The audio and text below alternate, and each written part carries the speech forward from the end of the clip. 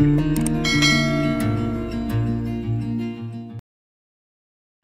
sudah 3 tahun ya di program bola. Pengalaman apa nih coach yang paling berkesan selama di program bola? Pengalaman yang berkesan kalau yang awal-awal ya, karena waktu pertama itu saya cuma dapat di CWS saja.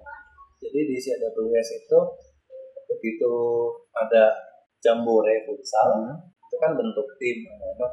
Jadi ada beberapa anak-anak yang kita pilih dari sesi latihan. Setelah mereka bertanding, mereka dapat juara 3. Awalnya kita nggak nyangka juga kan. Tapi mereka akhirnya dapat juara 3.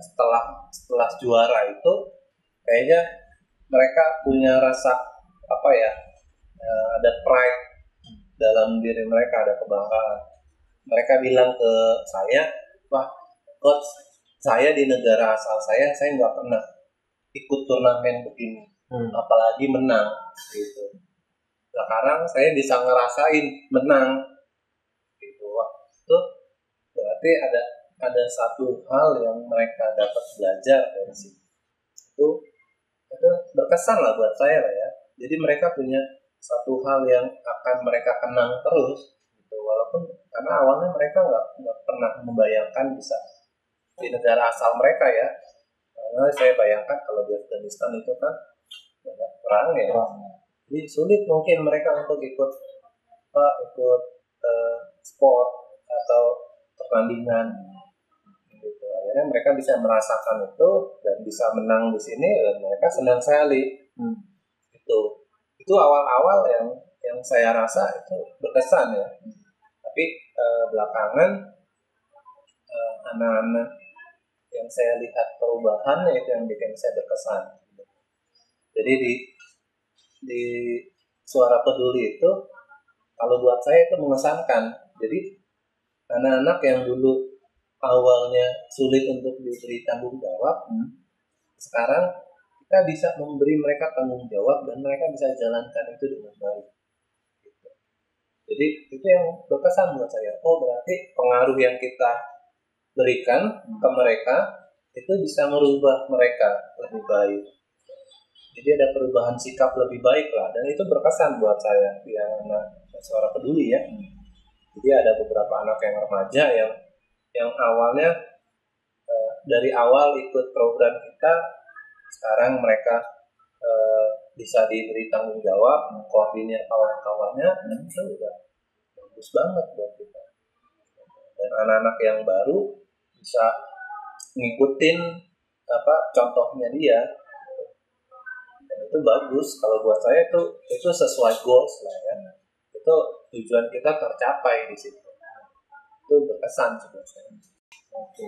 Jadi walaupun kendala yang coach hadapi di lapangan itu cukup berat kalau saya katakan ya, tapi setidaknya itu ada beberapa poin yang dapat mereka ambil kemudian mereka aplikasikan dalam kehidupan mereka sehari-hari seperti itu coach ya. Oke. Kemudian menurut Coach Dodi, apa yang harus ditingkatkan dari program bola agar dampak dari program bola ini lebih besar ke anak-anak? Silakan. Oh iya, satu yang saya bilang kan, pengaruh kita cuma 2 jam ke anak-anak di sesi latihan. Gitu. Kalau kita mau memberikan dampak lebih, ya pasti kita mesti punya intensitas yang lebih pada anak-anak. Entah di dalam lapangan atau di luar lapangan, di komunitas mereka. Gitu. Ya kan? Kita nggak akan bisa berpengaruh banyak kalau cuma 2 jam aja. Kalau saya bisa usul sih, kita adakan kegiatan juga di luar lapangan, tapi gitu. Kegiatan yang bisa ya menginfiltrasi nilai ke mereka saat sesi. Misalkan kita nonton bola bareng, terus kita belajar mereview pertandingan, terus nilai apa yang bisa kita ambil dari situ. Atau di beberapa tempat, kalau di Dusun Cakung Barat, karena ada sahabat anak juga ya di sana ya. Jadi itu membantu juga menginfiltrasi nilai anak-anak ya. Lewat program belajar, terus ada juga mereka ada belajar bimbel, terus ada juga kejar paket ya. Itu bisa membantu juga. Sementara di Suara Peduli yang kurang. Suara Peduli itu mereka punya tempat yang bisa digunakan sebenarnya untuk ada kegiatan lain di luar lapangan. Mereka kalau dari beberapa pembicaraan dengan pendampingnya, anak-anak di situ tuh pengen kayak ada apa ya, ada kegiatan di situ kayak belajar bimbel, belajar bahasa Inggris atau apa, yang bisa membuat mereka berkumpul dan punya kegiatan yang baik. Dan sebenarnya itu bisa dimanfaatkan juga sebenarnya dengan fasilitas yang ada. Program bola bisa masukin program juga baru di situ kalau buat saya sih, di luar latihan sesi futsal. Kita bisa ngajarin life skill di situ, ngajarin data pelajaran juga mungkin di situ. Mungkin juga bisa untuk sesi ke orang tua ya, karena kita mesti pengaruhi orang tua juga, nggak cuma anaknya. Gitu. Kalau kita pengaruhi anaknya aja, tapi orang tuanya nggak kita pengaruhi juga ya, sulit. Gitu. Lebih mudah kita pengaruhi anak dan orang tua. Jadi nilainya sama, kan? Ya, kesamaan nilai. Oh, orang tua harus ngajarin juga jangan ngerokok. Gitu. Kalau nggak, anak akan melihat orang tuanya ngerokok. Pelatihnya bilang jangan ngerokok, tapi bapak di rumah ngerokok. Anaknya bingung ya? Iya, anaknya bingung. Ntar anaknya negor bapaknya marah lagi. Bapaknya marah, ngomong kotor, kasar, anaknya niru lagi. Ya. Jadi siklusnya mesti diputus lah ya. Kita mesti buat sesuatu yang baru. Gitu. Kalau kita mau merubah itu ya, nggak cuma merubah anaknya aja, mungkin merubah komunitas juga. Itu sih kalau ide saya sih, kalau kita mau memberi dampak lebih ya ke anak-anak ya. Jadi kalau nggak cuma sepak bola aja, sepak bola itu mereka cuma sampai 35 tahun lah ya. Pemain bola 35 tahun udah pensiun. Tapi kalau kita kasih nilai-nilai yang baik, itu sepanjang hidup. Gitu, nggak cuma sampai 35 tahun. Gitu lah kita. Oke. Menarik sekali ternyata Mas ya. Jadi kita ngobrol-ngobrol dulu sedikit. Biasanya kan kalau pelatih futsal atau pelatih sepak bola, mereka punya panutan, mungkin punya kiblat salah satu pelatih favorit, ya kan? Nah, bisa cerita-cerita nggak klub favoritnya apa, pelatih favoritnya siapa, kemudian nilai-nilai dari pelatih itu yang kemudian dijadikan Coach Rudy sebagai acuan untuk diterapkan ke komunitas yang Coach latih.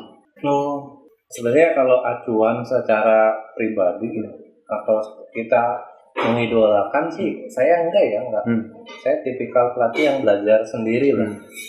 Jadi kadang saya belajar dari banyak, lihat orang atau lihat di TV. Karena kalau kita belajar secara pribadi dari pelatih-pelatih itu, banyak nilai yang bisa kita ambil, tapi mungkin nggak cocok buat kita. Jadi saya kalau dibilang referensinya dari mana, nggak dari satu atau dua sih. Saya banyak ya, kalau kita belajar dari misalkan ya pelatih top sepak bola lah ya. Walaupun saya kan di futsal ya, kita di futsal berbeda sebenarnya. Futsal is futsal, football is football gitu. Jadi kalau di saya sebagai pribadi belajar dari beberapa pelatih ya, kayak ada Guardiola tuh bagus dalam segi taktikal dan segi revolusioner dari sesi pelatihan. Jadi dia nggak berpaku pada satu sesi latihan yang lama, dia coba ngembangin sesi latihan dia, gitu. Kalau orang bilang dia yang lahirin tiki taka, nggak juga sebenarnya. Tiki taka itu lah udah ada dari Johan Cruyff, dari Rinus Michel juga udah ada, gitu. Dari total football udah ada. Tapi saya belajar dari Guardiola gimana dia punya otoritas pada pemainnya gitu. Karena nggak mudah untuk menangani pemain bintang sebenarnya. Iya. Dan Guardiola itu pelatih yang dari tim B dipromosiin ke tim A Barcelona, terus langsung menangani pemain-pemain bintang, dan dia bisa gitu. Lalu ada juga Marcelo Bielsa ya, mungkin jarang terkenal karena nggak banyak prestasi yang bisa dia ambil, apa dia raih gitu. Tapi dia pelatih yang punya tipikal dia ngebangun tim dia gitu dari nol. Jadi dia nggak nerusin tim orang, walaupun dia menggantiin pelatih yang lain, dia ngebangun timnya dari nol. Kayak kemarin makanya dia bisa bawa Athletic Bilbao lebih baik, bersaing sama Barcelona, Real Madrid di zamannya dia.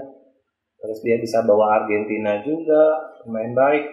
Lalu yang terakhir ini dia di Leeds United nih. Di Leeds United dia bawa tim itu yang dari divisi Championship biasa-biasa aja. Itu dia bisa bawa untuk promosi lagi ke Premier League. Jadi dia punya program yang jelas, dia punya tujuan yang jelas, yang nggak bisa diintervensi sama pemilik klub gitu.